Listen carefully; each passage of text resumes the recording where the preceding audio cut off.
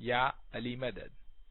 Otherwise, Rai Abu Ali Missionary, wise number 578. پاک پانی فرمانے ہوا سرور ندیاں جانی بے فرمانی پاک نہ ہوئے جو دھو میں سو پانی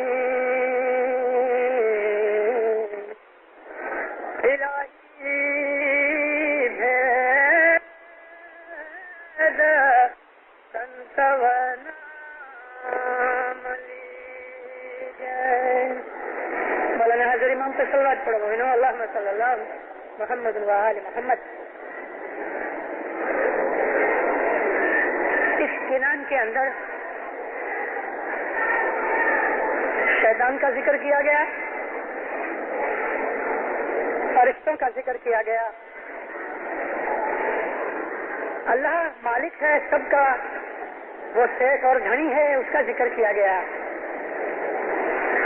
مگر سارا گنان تقریباً 14 پاٹ کا یہ لمبا گنان ایک بات کے اوپر بیس کیا گیا کہ فرمان برداری دین کا اصول ہے. شیطان نے 18 لاکھ برس کی عمر پائی. 18 لاکھ برس اس نے بندگی میں گزارے. 36 کروڑ کتابوں میں جتنا علم آوے اتنا علم سیکھا. خدا نے اس کو بے حساب دولت اور بڑائی دی، مگر وہ مارا گیا نافرمانی کی وجہ سے. شیطان نے نافرمانی کی. خدا کے حکم کے سامنے اس نے اپنی دلیل دوڑائی، جس کو عربی زبان میں ہم قیاس کہتے ہیں. اپنی مت کے اوپر، اپنے خیال کے اوپر چلا، حالانکہ وہ خدا کو مانتا ہے اور مانتا تھا. اس پاٹ کے جو میں نے آپ کے سامنے رجوع کیا، اوپر اور نیچے کے جو 2 پاٹ ہیں وہ بھی بڑے معنی والے پاٹ ہیں. ان پاٹوں کے اندر بھی اسی چیز کا ذکر ہے کہ مکہ کے باہر 3 مائل پہ ایک کنواں ہے جس کو ہم زمزم کہتے ہیں. تمام حاجی جب حج پورا کر لیتے ہیں تو چاہے زمزم کے اوپر ضرور جاتے ہیں، وضو کرتے ہیں، وہ پانی پیتے ہیں. اس پانی کے ساتھ انہیں ایسی محبت ہے کہ چھوٹی چھوٹی بوتلوں میں پانی بھر کے اپنے گھروں کو واپس لے جاتے ہیں. ساری دنیا کے اندر مسلمان حاجی اپنے گھر میں کبھی نہیں جائے گا جب تک کہ وہ زمزم کا پانی اپنے ساتھ واپس اپنی فیملی کے لیے نہیں لے جائے.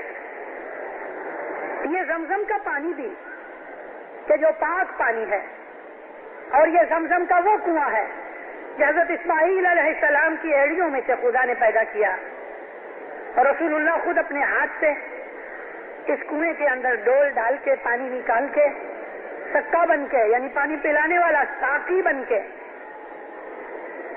لوگوں کو پانی پلاتے تھے.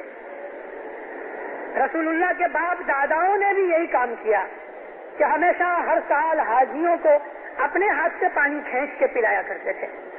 اس پاک پانی کو پھر فرمایا اگر کتے کی مشک بنائی جائے، کتے کے چمڑے کی کوئی مشک بنائیں اور اس کے اندر ہم کبھی زمزم کا پانی بھی ڈالیں تو بھی کتا پاک نہیں ہوتا.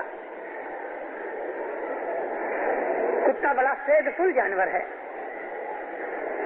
فیض فل ہے، مگر نجس ہے. پیر نے اس آدمی کو کہ جو اپنے امام کی بیعت کر کے پھر جاوے، حضر امام کے ساتھ وعدہ کر کے توڑ دے رہے، نافرمان آدمی کو کتے سے نیچا رکھا ہے کہ جس طرح کتا ناپاک ہے، نجس ہے، بالکل اسی طرح سے وہ آدمی کہ جس نے امام کی بیعت کی ہے، امام سے وعدہ کیا ہے، امام کے چرنوں میں اپنا سر جھکایا ہے اور پھر وہ امام کا حکم نہیں مانتا، وہ دروہ کرتا ہے، نافرمان ہے، تو وہ کتے کی طرح نجس ہے. پاک پانی فرمانے ہوا. اللہ نے فرمایا ہے دنیا بھر کے اندر جو پانی پاک ہے یعنی جو پانی بہتا ہے جیسے کہ ندیوں میں اور سروور میں وہ پانی پاک ہے. جو پانی ایک جگہ کھڑا ہو گیا کسی کھادوسیے میں جیسے کہ سوئمنگ پولز وغیرہ ہیں وہ پانی پاک نہیں, کیونکہ اس پانی کے اندر آنا جانا نہیں. ندیاں چلتی ہیں اور جو سروور ہیں ان کے اندر ندیوں کے پانی آتے بھی ہیں اور سروور میں سے ساری دنیا پانی اس لیے پیتی ہے کہ سروور دنیا کے اندر 3 گنا ہے. جتنی زمین ہے اس سے 3 گنا زیادہ سروور ہے اور ہوا اس کو ہمیشہ پاک کرتی رہتی ہے, اس میں لہریں پیدا ہوتی رہتی ہیں. زمین کے اندر اس کے ایک مشینیں ہیں, وہ ہے دھرتی کی لہریں جو ہم کو آنکھ سے نظر نہیں آتی, لیکن جو سیسموگرافسٹ ہیں وہ اس بات کو جانتے ہیں. اس لیے سمندروں کا پانی, سروور کا پانی, ندیوں کا پانی خدا کے حکم سے پاک بنایا گیا. لیکن فرمایا ان پانی کے اندر غسل کرنے پر بھی یا یہ پانی پی لینے پر بھی جو نافرمان آدمی ہے, جو خدا کا حکم نہیں مانتا, وہ ناپاک ہے, وہ پاک نہیں ہوتا. پاک پانی فرمانے ہوا, سروور ندیاں جانی بے فرمانی پاک نہ ہوئے, جو دھوئیں اس کو پانی, اس پانی سے اس کو دھو بھی ڈالو تو بھی وہ پاک نہیں ہوتا. فرمان برداری, مرشد کا حکم ماننا, اسی کا نام عبادت ہے. میں نے آپ کو کبھی اپنی وعظوں کے اندر یہ ذکر سنایا ہوا ہے کہ ایک دن انس بن مالک رسول اللہ صلی اللہ علیہ وسلم کے گھر میں جو نوکری کیا کرتا تھا, یعنی وہ نوکری پیسہ لے کے پگار کے اوپر نہیں کرتا تھا, راضی خوشی سے والنٹیئر بن کے آیا تھا نبی کے پاس, اور اس نے 10 برس نبی کی خدمت کی, جس طرح سے ہم لوگ 5 سال کی یا اور دوسری منڈلیوں کی خدمت دیتے ہیں, اس طرح انس بن مالک مولا کی خدمت کرتا تھا. رسول اللہ کو کوئی کام کی ضرورت پڑی, حضور نے آواز لگائی, اے انس. تو بازو کے ہی کمرے میں تھا اور آپ اس کمرے کے دروازے کے پاس ہی بیٹھے ہوئے تھے. اندر سے کوئی جواب نہ ملا. نبی کو معلوم تھا انس اندر ہے. چھوٹی سی کوٹھڑی تھی. آپ نے دوسری دفعہ آواز لگائی, انس. پھر بھی کوئی آواز نہ آئی. تیسری دفعہ زور سے آواز لگائی, پھر بھی کوئی آواز نہ آئی, جواب نہ ملا. رسول اللہ اٹھے, اٹھ کے اندر گئے تو انس ہاتھ اٹھا کے نماز پوری کر رہا تھا. آپ نے پیچھے سے جا کے اس کو گردن سے پکڑا تو کہتا, یا نبی میں نماز پڑھتا تھا. حضور نے فرمایا تم نماز پڑھتے تھے, تم کو نماز پڑھنے کے لیے کس نے حکم کیا؟ کہ یا نبی آپ نے. تو تم کو بلاتا کون ہے؟ یعنی میں نے تم کو نماز سکھائی, میں نے تمہیں کہا کہ تم نماز پڑھو, اب میں تم کو بلاتا ہوں تو تم مجھے جواب نہیں دیتے. کہتے یا نبی میں نماز پڑھتا تھا. حضور نے فرمایا تو نماز پڑھتے تھے تو کیا ہوا؟ نبی بلائے, اپنی نماز توڑ کے اس کو جواب دو. نبی اور امام ایک ہی ہیں, کیونکہ امام نبیوں کے جانشین ہیں. نبی تم کو بلاتا ہے تو تم اپنی نماز توڑ ڈالو اور اس کو جواب دو. یہی تو عبادت ہے. امام کا حکم ماننا ہی عبادت ہے. اگر ہم اس بات کو سمجھ لیں جو شیطان نہ سمجھا, شیطان نہ سمجھا, کیوں نہ سمجھا؟ اس کو اللہ نے کہا میرے سوا کسی کو سجدہ نہیں کرنا, کہا آمین. بس اس نے یہ چیز گانٹ باندھ لی. جب آدم کو حکم کیا فرشتوں کو آدم کے لیے کہ تم سجدہ کرو, تو شیطان نے سجدہ نہ کیا. خدا نے فرمایا تو سجدہ نہیں کرتا؟ کہتے یا مولا تو نے کہا تھا میرے سوا کسی کو سجدہ نہیں کرنا, پر ابھی بھی تو میں کہتا ہوں نا سجدہ کر. اس بات کو اس نے سمجھا نہیں اور اس کی عبادت خدا نے بالکل مٹا ڈالی. یہی چیز ہمارے مذہب کا اصول ہے. اسماعیلی دین حضرت امام کے فرمان سے ہے. اگر ہم نے اس بات کو جان لیا تو اسماعیلی مذہب سمجھ میں آ گیا. مولانا حضرت امام نے ایک جگہ فرمان فرمایا ہے, مولانا سلطان محمد شاہ کے زمانے کی بات ہے. اگر دوپہر کو تم کو امام تمہارا مرشد یہ حکم کرے کہ تم ایک ہاتھ میں تلوار لے کے گلے میں ڈھول پہن کے تم باہر نکلو, ڈھول بجاتے بجاتے نکلو, بھلا فرمایا وہ تمہاری عبادت ہے. اگر شام کو مغرب کے وقت تمہارا مرشد تمہیں یہ کہے کہ تم دعا نہ پڑھو اور ڈھول بجاؤ تو مولا فرمایا وہ تمہاری عبادت ہے. پھر امام نے وہاں ایک چھوٹا سا شعر بولا. حافظ شیرازی کا شعر ہے, بمرے سجادہ رنگی کن گرت تیرے مغاں گوید کہ سالک بے خبر نبوت راہ رسم منزل تھا. اگر تیرا مرشد تمہیں یہ کہے کہ شراب کے اندر تم بھگو کے مصلے کو اس پہ بیٹھ کے نماز پڑھو, عبادت کرو, تو تم ایسا کرنا, کیونکہ تیرا مرشد جو جانتا ہے وہ تو نہیں جانتا. امام کا حکم ہی عبادت ہے. دنیا کی بات ہو یا دین کی بات ہو, کئی لوگ خصوصاً ہمارے سنی بھائی دین اسلام کے اندر اس بات کے لیے تفاوت کرتے ہیں. وہ کہتے ہیں کہ دنیا کے فرمان دائرۂ نبوت میں نہیں آتے نبی کے, لیکن ہم لوگ جو شیعہ ہیں اور امامت ہمارے مذہب کا اصول ہے, ہم اس بات کو جانتے ہیں کہ ہمارے سنی بھائیوں کا یہ عقیدہ اور ایمان ہمارے مذہب کے ساتھ ملتا نہیں.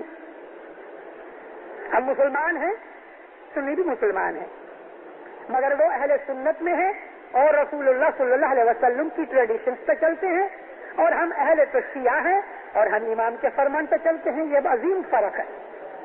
ہم مسلمان ہیں لیکن سنی مسلمان نہیں.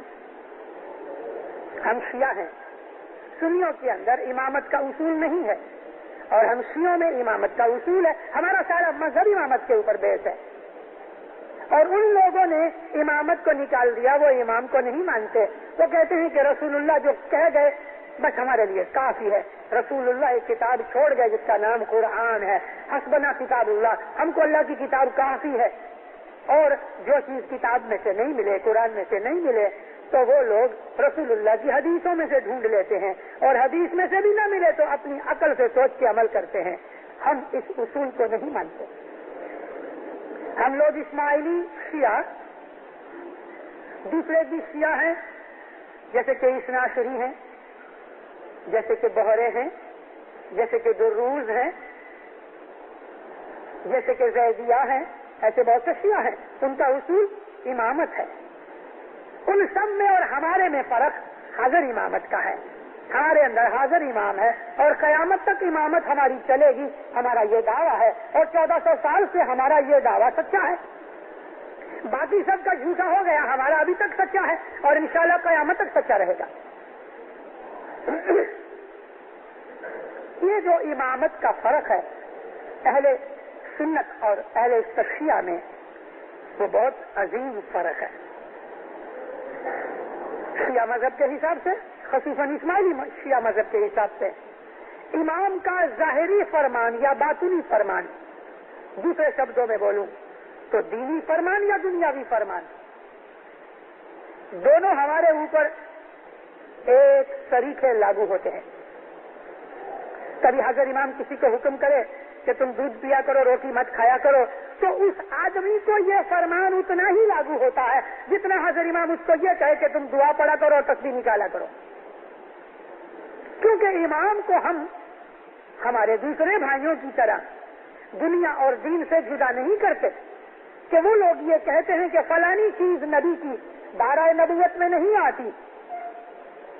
جیسے کہ رسول اللہ کھانا کھاتے تھے اور نبی نے ساری زندگی گھی والی چپاتی کبھی نہیں کھائی, بلکہ کتابوں میں سے, رسول اللہ کی سیرت میں سے, رسول اللہ کی بایوگرافی میں سے ہمیں یہ چیز ملتی ہی نہیں ہے کدھر کہ رسول اللہ نے زندگی میں کبھی چپاتی کھائی ہو. چپاتی یعنی روٹلی, کہیں بھی یہ چیز ملتی نہیں. اس لیے نبی کے بعد میں جو نبی کو پیار کرنے والے صوفی مومن سنت تھے, انہوں نے جب یہ کتابوں میں سے, رسول کی سیرت میں سے یہ دیکھا کہ نبی نے 63 سال کی ساری زندگی میں کبھی بھی روٹی کھائی ہی نہیں، تو انہوں نے روٹی کھانی چھوڑ دی نبی کی محبت میں۔ لیکن اہل سنت کے یعنی سنی جماعت کے جو عالم ہیں ان کا کہنا یہ ہے کہ نبی ایک آدمی بھی تھے اور رسول بھی تھے، اس لیے رسول پن کی باتیں اور حکم کو ہم مانتے ہیں، لیکن ایک آدمی کے طریقے سے نبی نے جو کیا وہ ہم نہیں مانتے۔ شیعہ یہ کہتے ہیں کہ نبی کیا کرتے ہیں وہ ہمیں نہیں دیکھنا، انہوں نے ہم کو کیا کہا ہے یہ دیکھنا ہے۔ ہمارا اصول یہی ہے، ہمارا حاضر امام کیا کھاتا ہے، کیا پیتا ہے، کون سے کپڑے پہنتا ہے، کتنے بجے سوتا ہے، ہم حاضر امام کی نقل نہیں کرتے، اور ہمارا مذہب اس بات کی رضا بھی نہیں دیتا۔ ان کو بٹھا دو، ہمارے مذہب کے اندر یہ ہے کہ امام حکم کرے وہ مانو، امام جو کرتا ہے وہ نہیں کرنا۔ اگر ظاہر کا بھی فرمان کرے، جیسے میں نے آپ کو داخلہ دیا کہ مولانا حاضر امام فرما دے روٹی نہیں کھانا، دودھ پینا، تو ایسا نہیں سمجھنا کہ یہ دنیاوی فرمان ہے۔ ہاں دنیاوی تو ہے، اس میں کوئی شک نہیں، مگر اس کے اندر بھی کوئی دین کی بات ہے۔ دنیاوی فرمان سمجھ کے ہم اس بات کی چھوٹ نہیں لے سکتے کہ مولا کے دنیاوی فرمان ہے، مانے یا نہ مانے۔ اگر کبھی آپ کے دل میں یہ خیال پیدا ہو گیا کہ حاضر امام کے دین کے فرمان تو قبول کرو اور مانو، اور دنیا کے فرمان اپنی مرضی میں آوے مانو یا نہ مانو، تو میرے بھائیوں، میری بہنوں، میرے بچوں، میں آپ کو کہتا ہوں کہ آپ اسماعیلی مذہب سے اکھڑ جاؤ گے۔ اسماعیلی مذہب کو غلط سمجھ رہے ہو، کیونکہ ہمارے مذہب کا اصول یہی ہے کہ ہم نے اپنا تن من دھن سب حاضر امام کو دے دیا، اور ہماری کوئی بھی بات چاہے دنیا کی ہو چاہے دین کی ہو، حاضر امام کے امر سے حکم سے باہر نہیں ہے، نہیں ہے۔ ہر ایک چیز ہماری مولا کے فرمان کے اندر ہے۔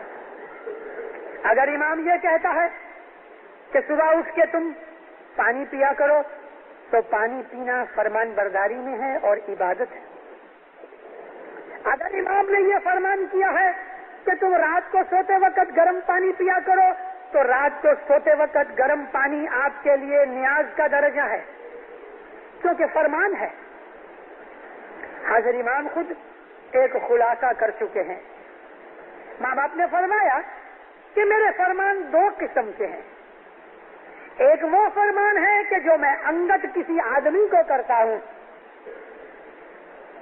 مسٹر زیڈ کو حاضر امام نے کوئی فرمان کیا کہ دیکھو تم شکروار کو مچھی کھایا کرنا، بس خالی میں ایک بات داخلہ دیتا ہوں، تو یہ فرمان حاضر امام فرماتے ہیں کہ میرے فرمان دو قسم کے ہیں، ایک انگت مومنوں کو ہوتے ہیں، وہ فرمان اسی کے لیے ہے، دوسرے کے لیے نہیں۔ ڈاکٹر عبداللہ ہاشم گانجی کو کچھ مدت پہلے ذرا تھکاوٹ کی وجہ سے، ایگزاسشن کی وجہ سے کچھ نروس ٹربل ہو گئی تھی۔ حضرت مولانا سلطان محمد صلوات اللہ علیہ نے فرمایا، منگلوار کے دن، صاحب نے منگلوار کا نام بتایا، میں نے آپ کو داخلے کے اندر جو شکروار کا داخلہ دیا تو سمجھانے کے لیے، لیکن یہ تو حقیقت ہے۔ میں نے فرمایا منگل کے دن جب ہی تم صبح اٹھو عبادت کے لیے 4 بجے 4:30 بجے جبھی بھی، تو صبح جبھی بھی تم اٹھو دوپہر کے 12 بجے تک کسی سے بات نہیں کرنا، حکم۔ اب یہ حکم سب کو لاگو نہیں ہوتا کیونکہ انگت حکم کیا ہے، اور اس حکم کے اوپر عمل کرنا عبادت ہے۔ کئی سالوں تک کہوں عبداللہ ہاشم گانجی منگل کا آدھا دن صبح باہر نہیں نکلتے تھے کہ کداچ بھولے چکے کسی کے ساتھ بات ہو جاوے تو۔ حکم یہ تھا بولنا نہیں، اور کبھی بہت سخت کچھ کام کاج کی ضرورت پڑتی تھی تو کاغذ کے اوپر لکھ کے دے دیتا تھا، لیکن منہ سے بولتا نہیں تھا۔ یہ حکم ہے۔ تو جو انگت حکم ہوتے ہیں وہ اسی کے لیے ہیں کہ جس کو حکم ہوا، اور اس آدمی کے لیے جس کو مولا حکم کرتے ہیں وہ چیز عبادت ہے۔ دوسرے فرمان وہ ہیں کہ جو عام لوگوں کے لیے یعنی ساری جماعتوں کے لیے، اس کے اندر کبھی امام نے ایسا فرما دیا کہ یہ فرمان افریقہ کے لیے ہے تو ہندوستان والوں کو لاگو نہیں ہوتا، لیکن کبھی امام نے اس میں ایسا کوئی فرمان نہیں کیا تو وہ فرمان ساری دنیا کے اسماعیلیوں کو لاگو ہوتا ہے۔ البتہ پالیٹکس یا کسی دیش کی لگتی بابتوں کے لیے جو فرمان حاضر امام کے ہیں وہ اسی دیش کے لیے ہیں، لیکن اس دیش کے لیے ہی ہونے کے کارن سے اس میں ایسا نہیں ہے کہ ہماری مرضی میں آوے تو ہم اس پہ عمل کریں، نہیں آوے تو کوئی گناہ نہیں۔ اگر یہ سمجھتے ہو دیندارو تو اسماعیلی مذہب کو آپ نے سمجھا نہیں۔ ہمارا مذہب یہ ہے کہ ہماری ہر چیز، جان، ہمارا بدن، ہمارے وچار، ہمارا مال، ہماری اولاد، ہماری ملکت، جس چیز کو ہم اپنا سمجھتے ہیں وہ سب کچھ حضرت امام کے فرمان کے تابع ہے۔ سب کچھ، اس میں ایک بھی چیز باہر نکلی ہوئی نہیں۔ یہ اصول قرآن پاک کا ہے۔ اے نبی، کہے گا ان لوگوں کو یعنی مسلمانوں کو کہ تب تلک تم سچے مومن نہیں بن سکتے جب تلک کہ تم رسول کا ہر حکم نہ مانو، اور ایک دفعہ رسول نے تمہیں کوئی حکم کر دیا تو پھر تم اس کے اندر پھیر پھار کرنے کے حقدار نہیں۔ اس کا حکم چاہے نماز کے لیے ہوئے، چاہے کھانے کے لیے ہوئے، چاہے ایجوکیشن کے لیے ہوئے، چاہے کپڑے کے لیے ہوئے، اس کا ہر حکم ہمارے اوپر ایک لا ہے، ہماری عبادت ہے۔ وہ اپنے دل میں سے یہ چیز ہمیں نکال ڈالنی چاہیے، کیونکہ بہت دفعہ اس چیز نے ہمارے دین کے اندر بھی اور ہماری دنیا کے اندر بھی فتنہ پیدا کیا ہے اس چیز نے کہ ہم یہ سمجھ کے کہ یہ فرمان کوئی مذہبی فرمان نہیں، ظاہر کا فرمان ہے۔ مثال دیتا ہوں، مولانا حضرت امام فرمایا سگریٹ نہ پیو، آدھی جماعت سگریٹ پیتی ہے۔ یہ نہ سمجھنا کہ سگریٹ منع کرنے کے لیے مولانا حضرت امام نے کوئی یہ شبد نہیں کہے کہ میں حکم کرتا ہوں۔ جہاں جہاں مولانا حضرت امام نے دعا کا فرمان کیا تو اس میں ایسا لکھا کہ میں حکم کرتا ہوں دعا پڑھو، اس کے مکھ مبارک میں سے جو نکلتا ہے وہ حکم ہے۔ ہاں، کبھی کبھی امام اپنی مرضی سے اس چیز کا خلاصہ کر ڈالے، جیسا کہ کبھی میں آپ کو ایک چھوٹی وارتا سناتا ہوں، یہاں دارالسلام کی بنی ہوئی۔ دارالسلام کے اندر 1948 میں چھیلی پدرانی حضرت امام سلطان محمد صلی اللہ علیہ کی ہوئی۔ اس پدرامنی سے 2 برس پہلے 1946 میں ڈائمنڈ جبلی ہوئی۔ یہ ڈائمنڈ جبلی کا کانٹا سامنے پڑا ہے، اس کے اوپر بیٹھ کے امام تلے گئے تھے، اور یہ وہاں پڑا تھا کہ جہاں یہ کلاک ٹاور ہے، یہ ادھر اس جگہ یہ پڑا ہوا تھا۔ مولا کی سلطان محمد شاہ کی تلاویدی بھی ہوئی اسی کانٹے پہ، اور حضرت امام کی تخت نشینی بھی اسی جگہ اور اسی کانٹے کے اوپر ہوئی۔ تو 46 کے اندر مولا ادھر کافی دیر ٹھہرے۔ دارالسلام کا ایک والنٹیئر تھا، آفیسر، اس کے گھر بچہ نہیں ہوتا تھا۔ یہ ادھر کی بات ہے، جہاں یہ جماعت خانہ کھڑا ادھر ہی منڈپ تھا، اور یہی امام مہمانیاں قبول کرتے تھے۔ حضرت امام سلطان محمد صلی اللہ علیہ کی 1946 کا ذکر کر رہا ہوں، میں خود یہاں حاضر تھا۔ ڈائمنڈ جبلی سے پہلے میں ادھر آیا ہوا ہوں۔ دارالسلام والنٹیئر کور کا ایک آفیسر تھا، اس نے امام کے پاس مہمانی رکھی، ہاتھ باندھ کے کہا خداوند مجھے اولاد نہیں، دعا فرماؤ مجھ کو اولاد ہوئے۔ مولانا سلطان محمد صلی اللہ علیہ اس کی طرف دیکھ کے ہنسنے لگے. پھر اس کی عورت کی طرف دیکھا جو نزدیک ہی بیٹھی ہوئی تھی. اس کو نزدیک بلایا. اس کی آنکھوں کے اندر ایسا انگلی رکھ کے سرکار نے اس کی عورت کی آنکھوں کو اس طرح سے کھول کے دیکھا. حضرت امام فرمایا تمہیں بچہ اس عورت سے نہیں ہوئے گا. عورت کو فرمایا کہ دیکھو تم اس کو دوسری شادی کرنے کی اجازت دو. ہاتھ باندھ کے کہنے لگی خداوند آپ کا حکم ہے. مولا ایسا انگلیاں ڈال کے آرام سے بیٹھ گئے. فرمایا نہیں میں حکم نہیں کرتا. دیکھو اس نے تخصیص کر دی, اس بات کو جدا کر دیا. اگر وہ نہ پوچھتی اور حاضر امام اس کا یہ خلاصہ نہ کرتے تو میری درشٹی میں اس کے اوپر وہ حکم تھا. کیونکہ ہمارا اصول یہ ہے مذہب کا کہ امام کے مکھ میں سے جو چیز نکلتی ہے وہ امر ربی ہے, وہ حکم ہے, ہماری عبادت ہے اگر اس کے اوپر ہم عمل کریں. لیکن جب ہم سامنے حجت کر کے اس میں سے چھٹک جاتے ہیں یا نکل جاتے ہیں تو پھر امام فوراً اس چیز کو بدلا دیتا ہے. کیا راز تھا اس میں مجھے معلوم نہیں. جب امام نے یہ فرمایا کہ نہیں میں حکم نہیں کرتا صلاح دیتا ہوں, تو کہتی ہے خداوند میں یہ صلاح نہ مانوں تو گناہ ہو گئے. ماں باپ فرمایا نہیں. تو کہتی ہے سب میں راضی نہیں کہ یہ دوسری شادی کرے. بولا بہت ہنسے. اس کو پوچھا تیرے پاس پیسہ کتنا ہے؟ اس نے بتایا خداوند یہ میری ملکت ہے.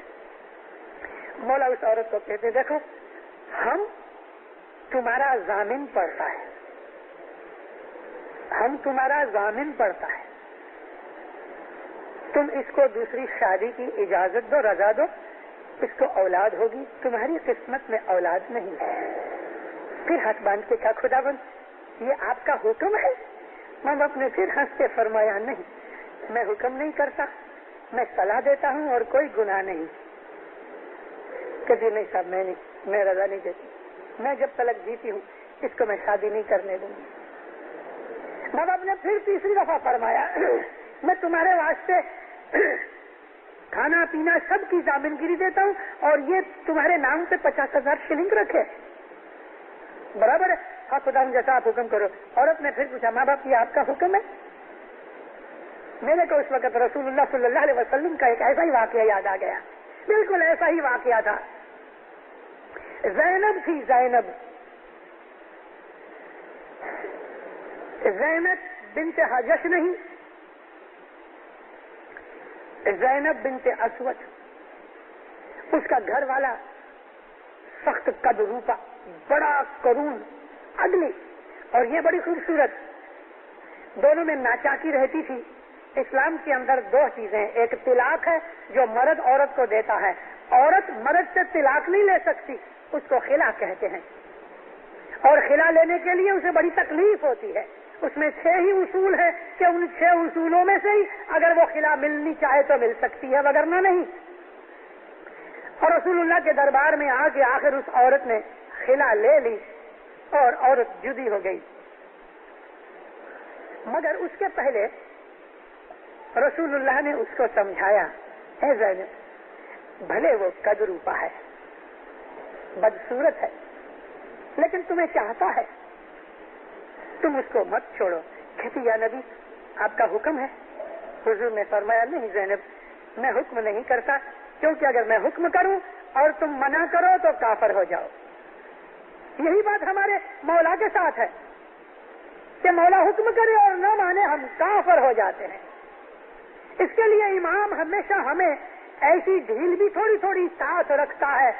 امیر مشنری نے حضرت امام سلطان محمد کے حضور میں کھڑے ہو کے کہا کہ خداوند آپ نے اتنے فرمان کیے ہیں شراب کے لیے اور سگریٹ کے لیے, مگر وہ سخت نہیں ہے, نرم فرمان ہے. آپ خداوند اس چیز کو حرام کر دو. مولا نے فرمایا تم ملا لوگ, اس کو فرمایا یہ ملا کا اشارہ مشنریوں کی طرف ہے کہ تم ملا لوگ لوگوں کو ڈراتے رہتے ہو. میں فرمان کر کے ان کو اور گناہگار نہیں بنانا چاہتا. یعنی اس کے لیے حکم نہیں کیا, ایک ایڈوائز رکھا. لیکن یاد رکھنا حکم کا نہ ماننا کفر ہوتا ہے, لیکن میں جو آپ کو کہہ رہا ہوں کہ حضرت امام کی باتیں چاہے وہ دنیا کی ہو یا دین کی ہو، ہم جب اس کے اوپر عمل نہیں کرتے، ہم کفر میں نہیں چلے جاتے، لیکن گناہگار ضرور بنتے ہیں۔ گناہ اور کفر میں بڑا فرق ہے۔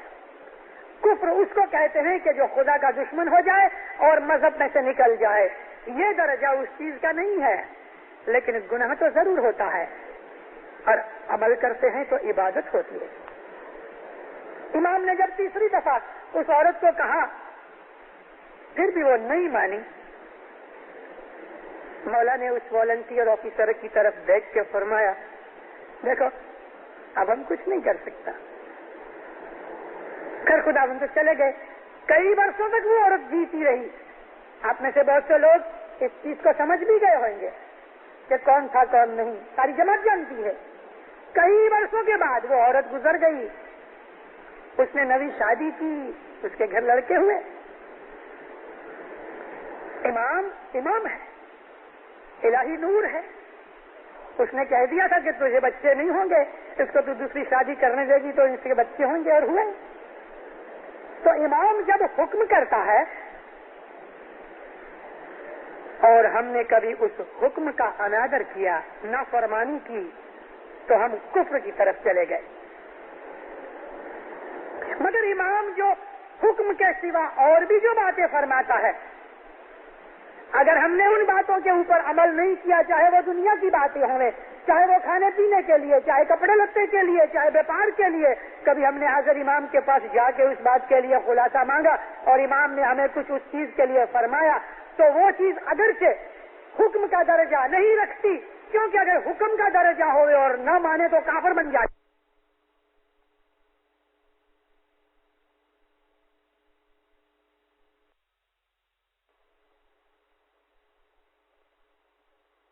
بات کے لیے خلاصہ مانگا اور امام نے ہمیں کچھ اس چیز کے لیے فرمایا، تو وہ چیز اگرچہ حکم کا درجہ نہیں رکھتی، کیونکہ اگر حکم کا درجہ ہوئے اور نہ مانے تو کافر بن جاتے ہیں، لیکن وہ چیز جو امام اپنے مکھ مبارک سے نکالتا ہے، چاہے وہ دنیا کا ایڈوائس بھی کیوں نہ ہو، اگر ہم نہیں مانتے تو ہم گناہ تو کرتے ہیں، گناہگار ہوتے ہیں، عبادت میں سے نکل جاتے ہیں، کافر نہیں بنتے، بے ایمان نہیں بنتے، لیکن گناہگار چوکس بنتے ہیں۔ یہ اصول جو شیعہ مذہب کا اور خصوصاً اسماعیلی مذہب کا ہے، وہ یہ ہے جو میں نے آپ کو عرض کی۔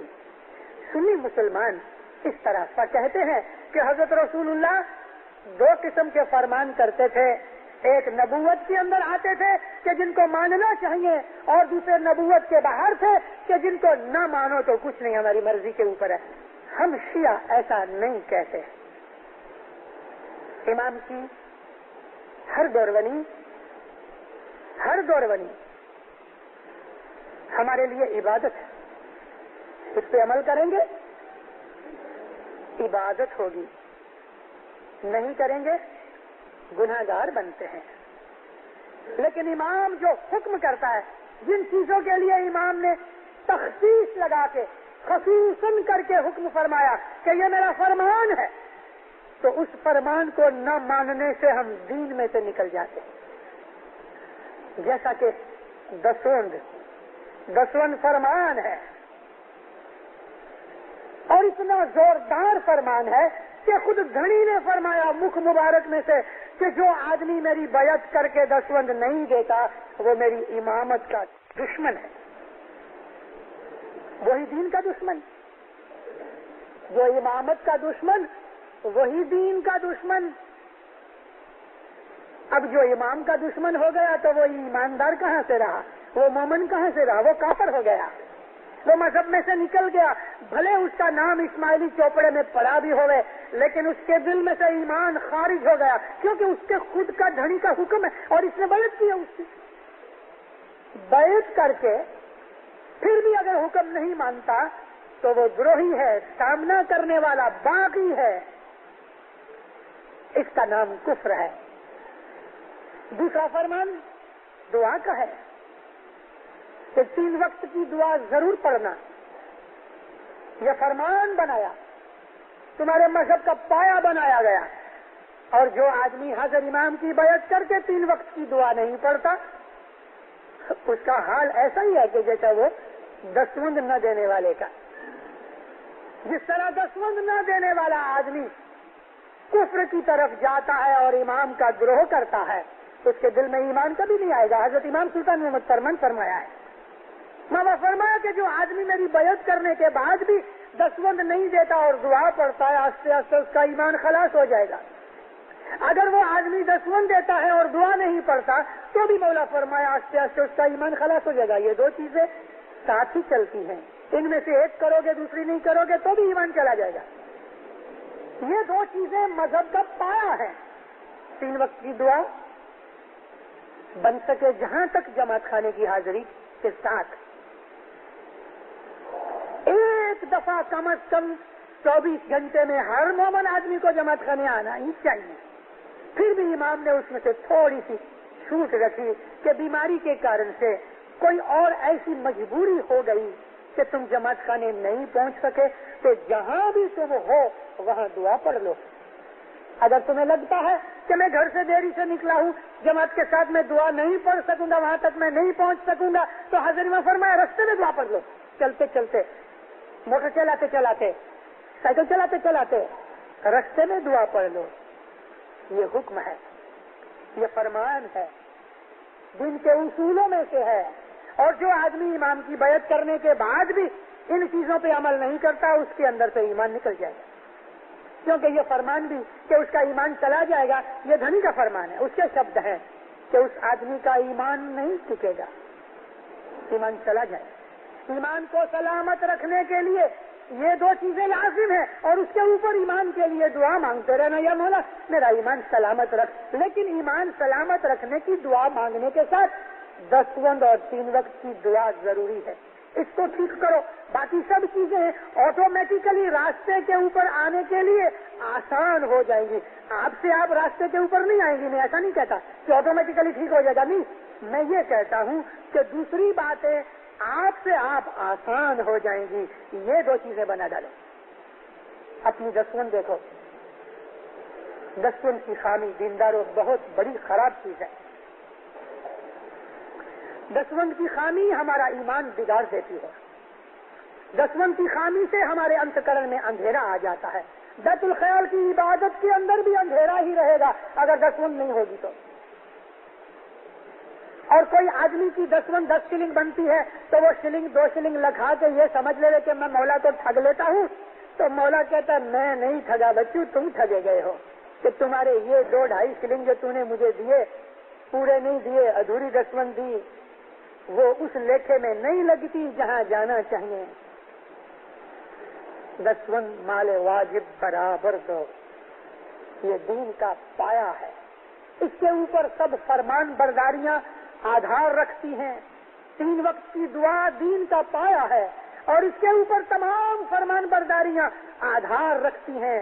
یہ 2 چیزیں دسوند اور 3 وقت کی دعا اور دعا کے اندر جماعت خانے کی حاضری شامل ہے. 2 چیزیں یعنی جماعت خانے کی حاضری دعا کے ساتھ ہے اور دسوند بھی دینے والا جماعت خانے ہی آئے گا نا.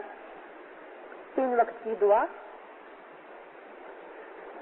اور اپنی کمانی میں سے دسوند مال واجب, ان 2 چیزوں کو جو سیریسلی دھیان میں لیتا ہے مولا فرمایا اس کا ایمان آہستہ آہستہ بڑھے گا, زیادہ ہوگا.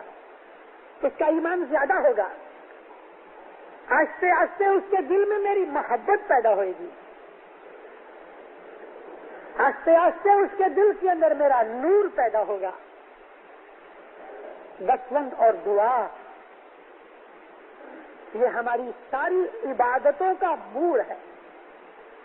اگر ہم یہ 2 باتیں نہ کریں اور اپنے مذہب کی ساری عبادتیں کریں تو وہ عبادتیں فضول ہیں. فضول ہیں. موڑ ہی نہیں تو پھل کہاں سے لگے گا؟ پھل تو اسی جھاڑ کو لگے کہ جس کے موڑ مضبوط ہوئے. اور مذہب کو ایک جھاڑ کی طرح تشبیہ دے کے مثال دے کے پیر نے فرمایا ہے دسوند جو ہے وہ موڑ ہے, اس کو مضبوط کرو. 10 مال واجب برابر ادا کرو.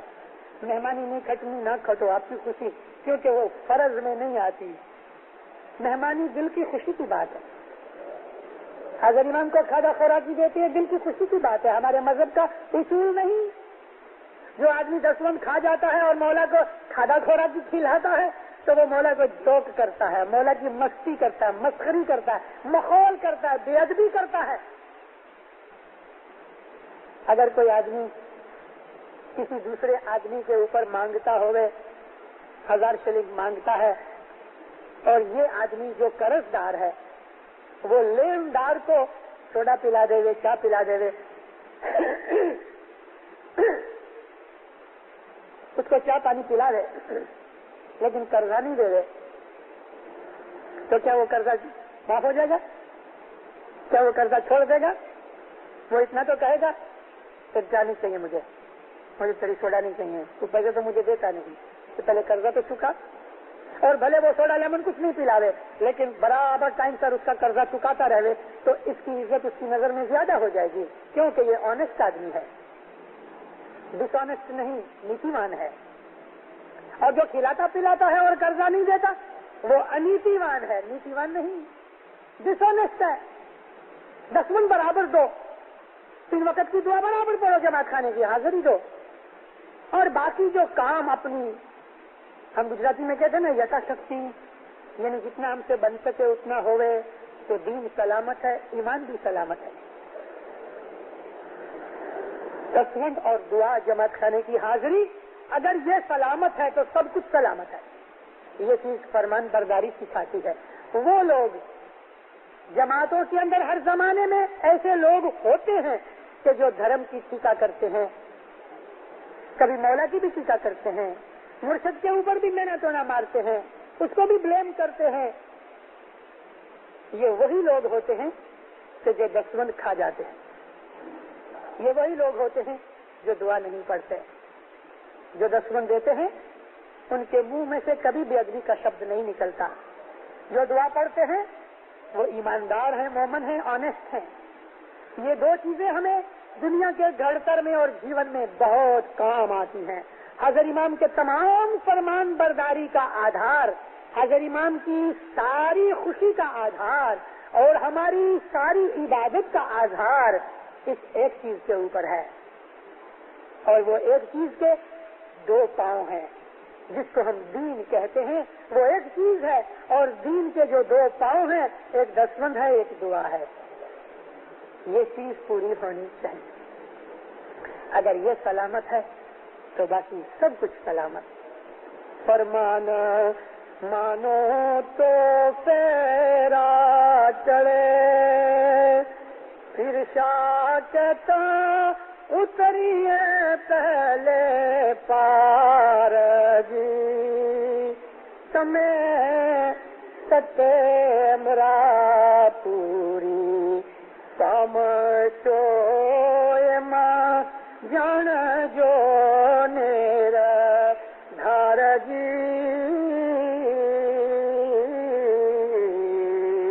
مولانا حضرت امام سکھی آباد رکھے، ایمان کی سلامتی دے گئے، حقیقتی سمجھ دے گئے، فرمان بردار مومن بنائے، 10 شکری دعا بندگی میں پورا رکھے.